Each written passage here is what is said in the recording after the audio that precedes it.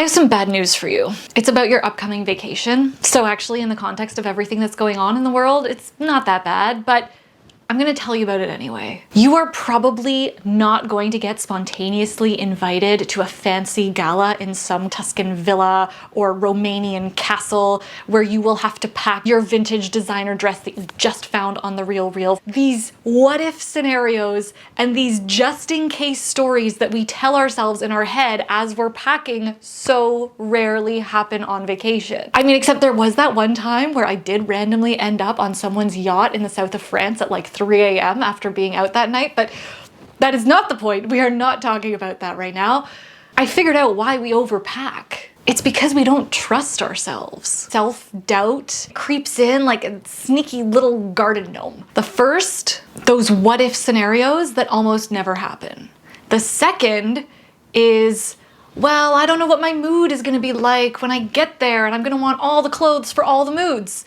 And number three is dealing with those super annoying functional items that we actually have to bring, but ruin everything. So today I'm solving all three. We're doing it today. All the things.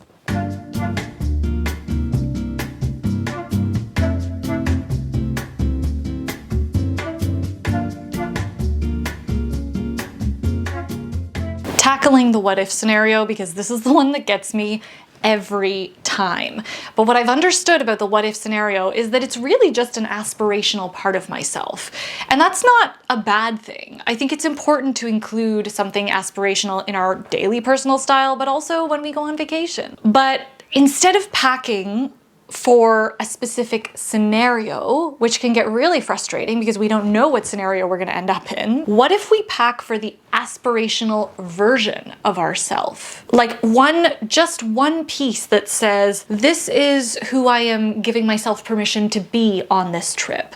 That way it's not scenario dependent. We have so much freedom and versatility in one piece. Let me give you an example.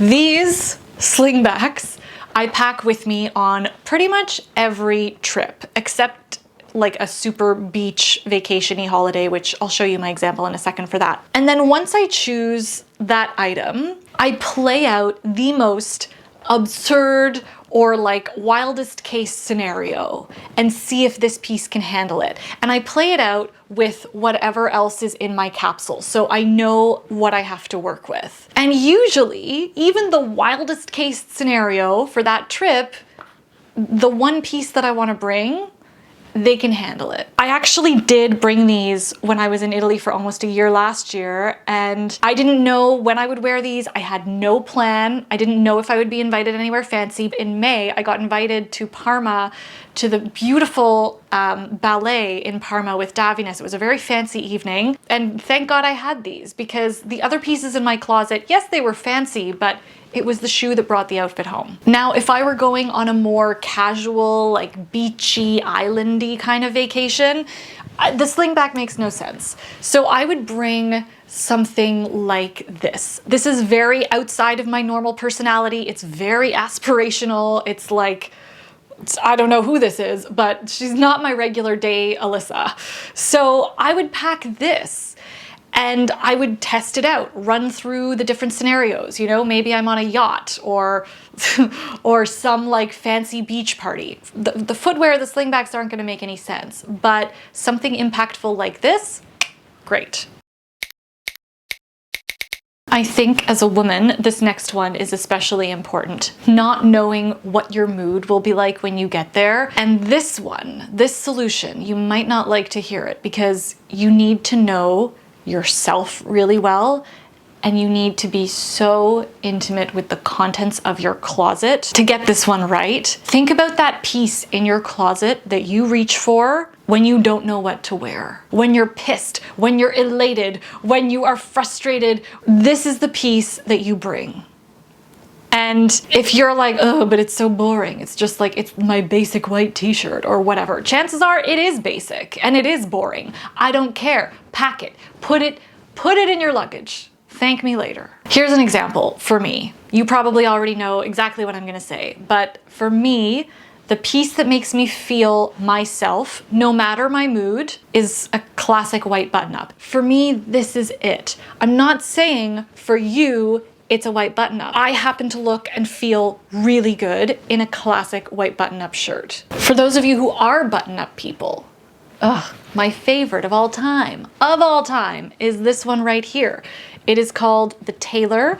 It is from a company called Power of My People. You may already know about them because I've been working with them since like the inception of my channel back in 2017 or 2018. And yes, they are also sponsoring today's video, which I'm really excited about. I also have a discount code. I will leave it for you in the description box below. If you are a button-up shirt person, and I don't say this often, this is the one you want. Power of My People is family run. It's just such a warm, collaborative connection. Anyway, the fabric of this particular shirt, milled in Portugal. The shirt is designed and made in Canada, but it's the way the fabric holds itself.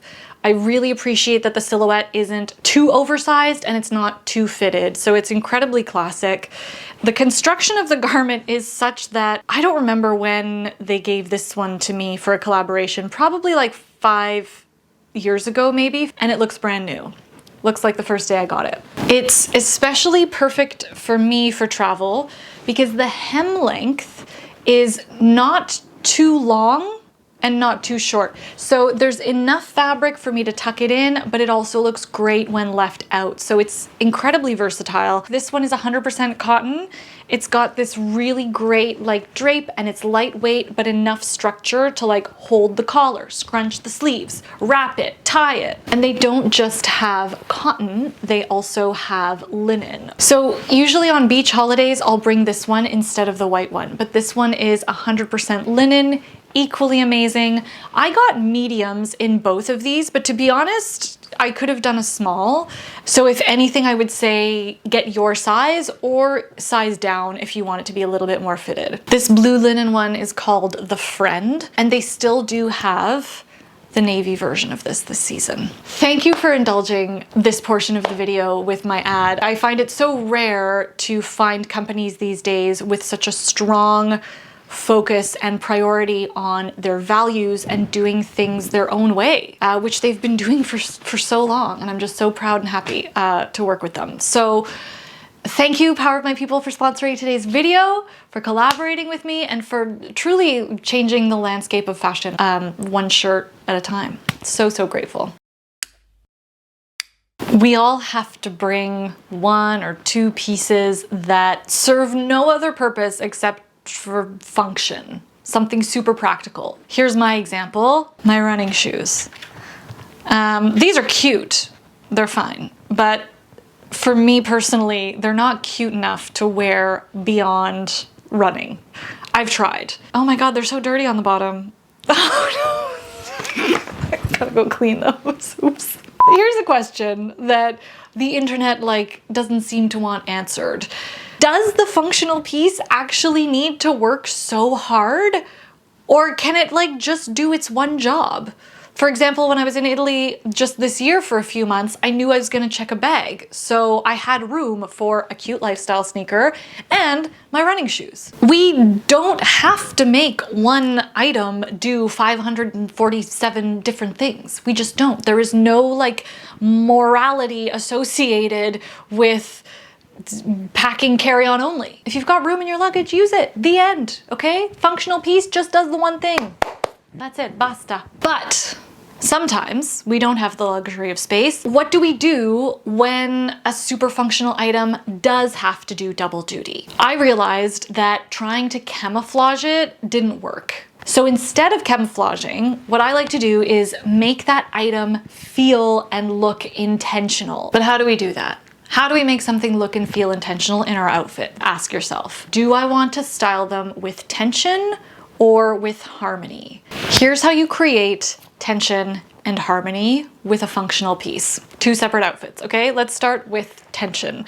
To create tension in an outfit, I honestly feel like going 50-50 of 2 different aesthetics is the easiest way to do it. So for an example, with my sneakers that I brought with me on my past trip to Italy, they're heavy and they're black.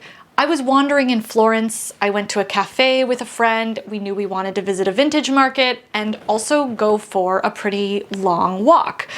So here's where I used that 50-50 method. I had two pieces that were very sporty, my leggings and my cream running jacket, but then I layered them with two more elegant and elevated pieces. My poofy vest, which has a nice like architectural collar, it's interesting, and then my wool ball cap. So both of these pieces were sporty, but they're also quite elegant. Good textures, good colors. So I was able to balance with those more elegant pieces to my leggings and my running jacket. So while I wouldn't wear that outfit to say sit down for lunch in a restaurant, I did feel good enough to do the coffee, the market, all that other stuff. Here's an outfit where I went the other direction. Oh my God, I just realized Apollo stuck in the closet. You're okay, my love. Here's an example where I went harmonious instead of tension. With a harmonious look, you gotta go all in. You gotta commit to the theme. In this case, again, it was my sporty running shoes. I know these are just black and white, but I still didn't love them. It was the silhouette, the profile that really bothered me. But my friend and I, again, going on a walk. We were also going to the spa. I think must have been doing something active, but we also wanted to make sure we could like sit out and have a nice coffee on a terrace or something like that. So I committed to this theme, but in order to perhaps not feel so costumey and still feel polished, I liked to keep the other elements harmonious. So all black, doesn't have to be all black, could have been like a tonal. I think keeping your color palette tonal and intentional really elevates a look. Also, the styling was really important. I just went all in so that it didn't look as though like I was coming and going from the gym. I cropped my shirt to create a little bit of definition, especially because I was wearing all black. I wanted to show a little bit of skin. I added my hat, even though it was not really necessary, just gives something else to the look. And I tucked my leggings into a high contrast sock. It felt more purposeful. It really showed that the sporty look was obvious. Did I look super North American wandering around Italy? 100%. Did someone mistake me for Sporty Spice? No, but 100% they could have, and it would have been fine. That's not the point. The point is, I felt like that was an intentional outfit, and I felt put together. And I didn't need to pack 20 different extra things in order to feel that way. All of those items were from my running gear that I had brought with me for that trip anyway. Ultimately, avoiding overpacking and avoiding over shopping and overspending when you're on holiday or visiting a new place is really just about bringing one item to satisfy these three different versions of yourself. Your aspirational self, right? Those fantasy, those what ifs, your current reality, your mood, and your practical self, making sure that you get to satisfy your habits, your routines that you want to bring from home, or something that you want to explore and discover in this new location. Okay, now go and have a wonderful holiday, and I actually really do hope you end up at some like totally wild and unexpected place, and that it becomes a really wonderful memory for you, because you're gonna look good either way, okay? I know it. Okay, see you in the next low fashion video. Ciao!